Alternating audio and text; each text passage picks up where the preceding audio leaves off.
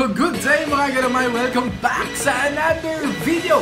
Okay, so ngayon, ang daming request sa akin ito na maghanap daw ako ng salmon. And sa part ko, hindi parang imposible pa ngayon. Imposible pa ngayon na makapaghanap tayo kasi sa mga hindi nakakaalam, ang salmon is natatagpuan lang more on sa Isabela. And medyo malayo tayo doon, okay? And wala pa tayong budget para makapag-hunt or ma-feature natin kung paano hanapin yung salmon. Pero I am sure yung mga galamay, darating tayo sa puntong yan. So ngayon, eto na muna yung gawin natin kasi may kilala ko, which is si Sir Jeff. Siya yung nag-supply sa akin dati ng salmon nung nagbebenta pa ako. And may video siyang nilabas. Actually, mga 2 months ago na to. May video siyang nilabas. Ewan ko kung napanood nyo na to. And sa mga hindi pa napapanood, para sa inyo to, kung paano hinahunt yung salmon. Para makita nyo kung gaano kahirap talagang hanapin yung salmon na yan. So, panoorin na natin. Let's go na para huwag natin sayangin yung oras natin dito. Salmon. Ang tawag nila is salmon. Pag nagugutom na sila, kinakain nila ay mamon.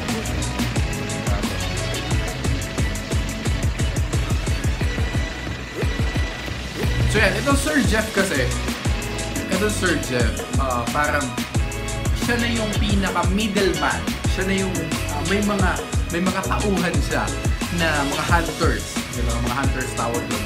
Mga hunters na parang pinaghahanap niya to ng mga salmon. Then binibili niya, and siya naman yung nagsusupply sa mga reseller dito sa iba't ibang lugar sa Manila, or hindi ko alam kung saan pa yung sinusupplyan niya, pero alam ko sa Manila part siya yung medyo kilalang nagsusupply ng salmon. So if gusto nyo bumili ng salmon or order sa kanya, gusto nyo maging reseller, kontakin nyo yung si Sir Jeffrey Gakuya. Okay, Sir Jeffrey Gakuya sa YouTube, sa Facebook, Sir Jeffrey Gakuya Kumingada ata yung ano niya.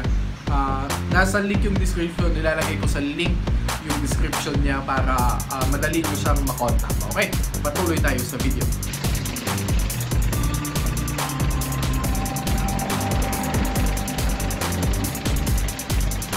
Ayan na, ayan yung mga hunters niya.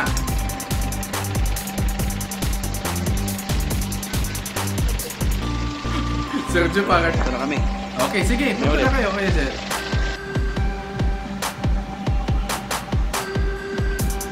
Oh yeah. Ha! Sound trip pa talaga, papunta sa bundok. Pero alam ko malayo talaga yung pinag-uulihan niya. Kaya tila ko eh. Kaya butayot mo. Oo, masabi.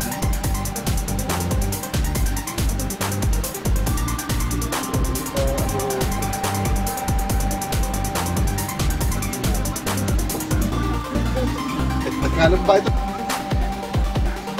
I-forward natin ng konti. Medyo... Ayun si Mama sa dulo. Sabi niya. Okay, forward pa natin. Okay, nandyan na sila. Nakababa na sila. Pumasok baka pati tayo.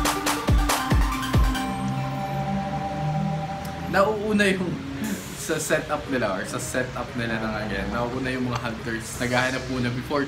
Kasi, pwede mong matapakan yan eh. Hindi yung mga hunters yan, hindi basta-basta alam mo yun, kung saan-saan lang lumalakad eh.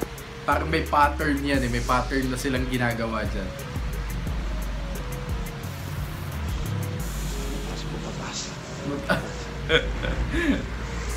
Mataas talaga. Doon kasi nahanap talaga ang salmon sa medyo matataas na part.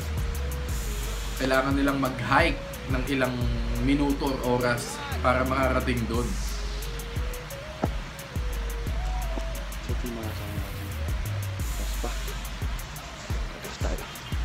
Okay lang yan, Sir Jeff. Cardio na din yan.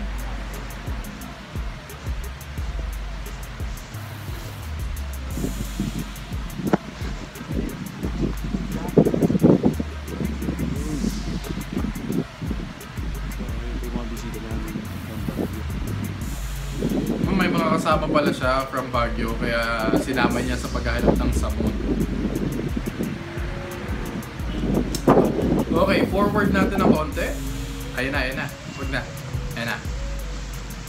So yan, nagsimula na yung mga hunters maghanap. Napakaliit. Jumbo. Super jumbo. Ang laki. Ang laki, nakakatawa. Mga galamay, di ba? Kung nakikita nyo kung paano nila hinahanap, alam niyo, nasa kaduluduluhan ng damuhan. Di ba? Sobrang hirap nun, not unless gabi, I don't know din kung lumalabas talaga sila sa gabi or nagbabahay talaga sila ng katulad ng mga nahanap natin. Hindi ko alam.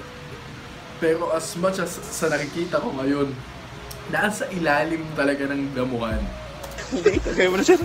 Hindi lahat. Ikaw, kasi ko naman yan. Ayun o. Yung mga malalaki. Yung tumatalong-talong sa karana. Yun. Hanap din, sir. 1-0. Nawala ba? Nawala pa yung nahanap ng bisita niya.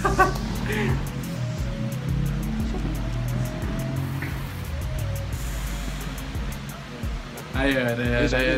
Nakita nila ulit.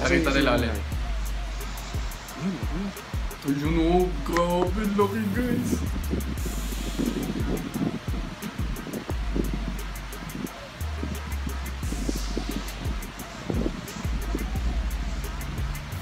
Meron dyan.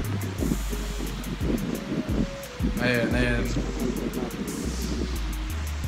Talaga alam mo yung parang nagkukuto sila, naggiwaganon talaga yung mga daliri nila dun sa mga damo.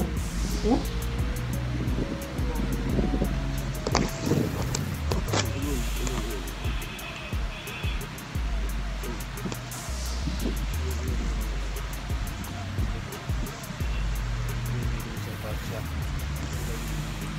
Oo, kulay parang brown. Parang brown. Tama nga ako kay brown. Grabe, ang hirap talagang maghanap pala talaga ng salmon. Kaya pag may mga alaga kayong salmon, alagaan nyo ng mabuti mga galamay kasi hindi basta-basta maghuli niyan.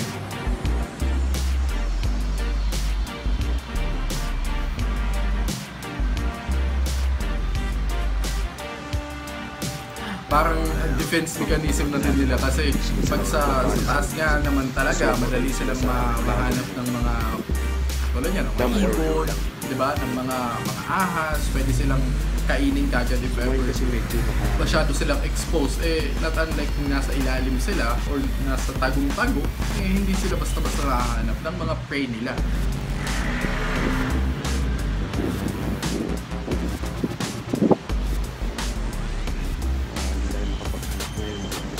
Lawak ng mga bundok nila dun, no? Naalala ko yung days nung maakyat kami sa mga bundok. Gulong baboy, talamitang, matulaw.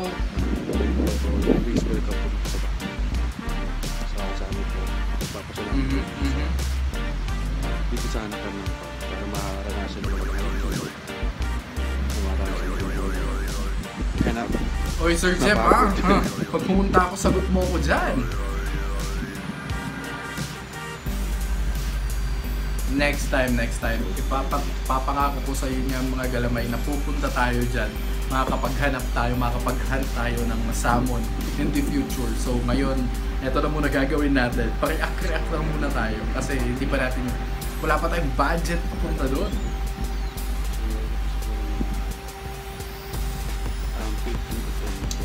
Taas na ng iba, oh.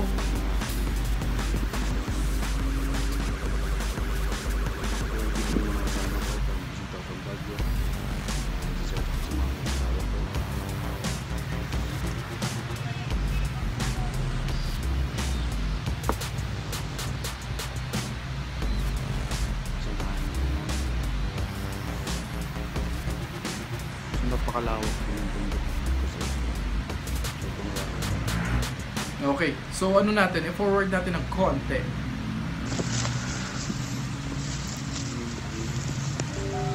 Ayun yun, baka meron.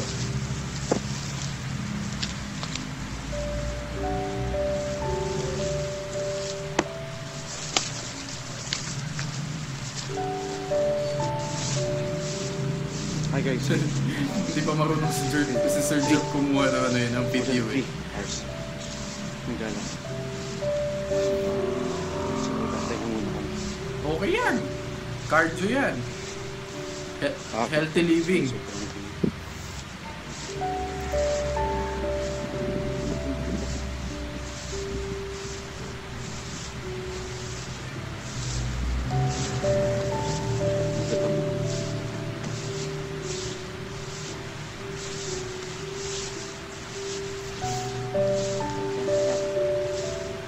Yung mga lahat ng mga huli namin.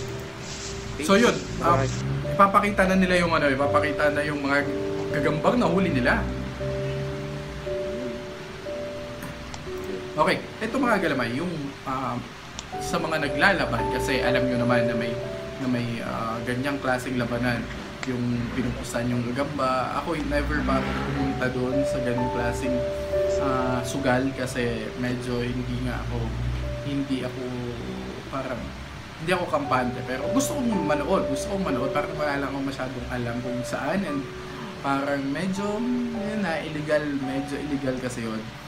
Illegal kasi yun, kaya minsan natatakot din, baka alam mo yun, magkahulihan ganun. Pero ito, yung mga ibang bumibili ng gagamba na lalo na pag salmon, is ang prefer nila is yung medyo maliit na gagamba, kasi pwede nilang mailaban sa normal na gagamba na panglaban dun sa mga derby na sinasabi nila.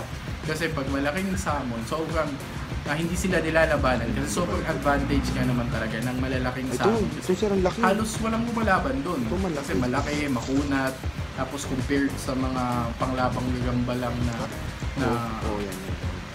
sabi nila tunay na gagamba, hindi talaga mananalo yung mga sabi na tunay or mga pang-derbing gagamba compared sa salmon. Pero ang ganda ng kanya. Tiger. Tagal may nakita nyo kung paano hulihin yung salmon or samon, and sobrang hirap hulihin pala nun. Kaya, so ngayon alam nyo na. Kaya minsan naano kayo sa price na medyo mataas kasi mahirap talagang maghanap noon, and sa mga hunters na din, di ba nakita nyo yung mga hunters, yun yung hanap buhay nila, and tulong nyo na din yun if ever bumibili kayo noon. And yun, if gusto nyo order, nasa link in description ni Sir Jeff, and yun lang. I hope nag-enjoy kayo mga galamay, and have a great day ahead. I hope you're doing well ngayong araw na to, and yun lang, if hindi ka pa nakasubscribe, make sure to subscribe para like you're updated sa mga every uploads natin, and click nyo yung notification bell para mag-notify every time na may i-upload tayo. So yun lang mga galamay, peace out, and para sa araw na to, ang shoutout natin ay eto na, let's go!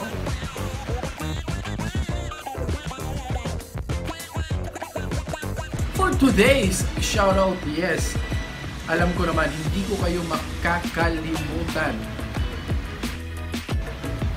Shoutout kay Saitama, the hero for fun. Shoutout kay John Fred Mapoy. Salamat John Fred, lagi itong nanonood sa atin si John Fred. Shoutout kay Marifel Tagpoy, kay Ken De Belen, kay John Andre Crisostomo. Salamat John Andre sa laging pagko-comment, sa laging pakikipag-participate sa mga videos natin. Shoutout kay Neil Gutierrez. Shoutout kay Killer Move GT. Mga galamay, I hope nag-enjoy kayo and have a great day ahead lang mga galamay. Have a great day ahead. Peace out. Let's go. Let's not make it complicated.